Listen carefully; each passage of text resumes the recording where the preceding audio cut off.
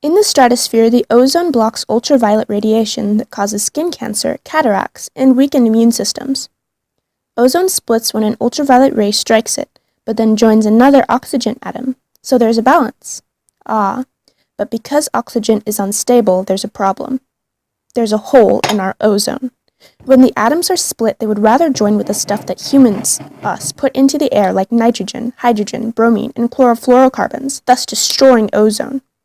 In particular, the ozone above Antarctica, created by making or using refrigerants, air conditioners, etc.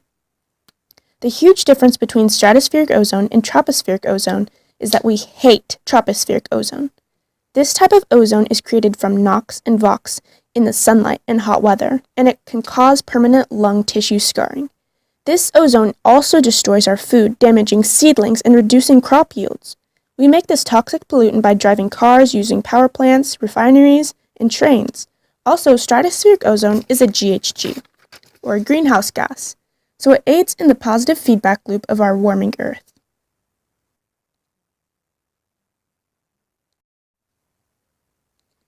In 1987, more than 30 countries decided to phase out CFC production, or chlorofluorocarbons. The Montreal Protocol, to limit the release of gases and particles that cause ozone depletion, was signed when the realization that over half the ozone layer above Antarctica had been destroyed in a decade. The rate was alarming, and the protocol was deemed to be necessary. Now we find that the ozone hole is healing. According to the EPA's national and regional rules to reduce emissions of pollutants that form ground-level ozone will help state and local governments meet the agency's national air quality standards.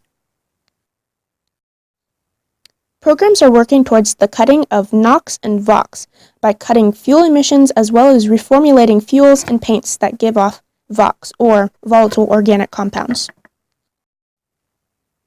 What should we do? Well, we could carpool.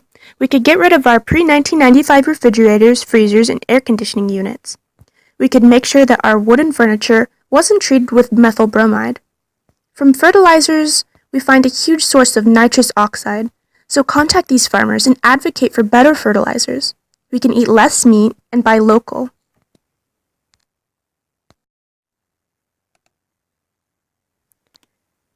Ask not what your planet can do for you.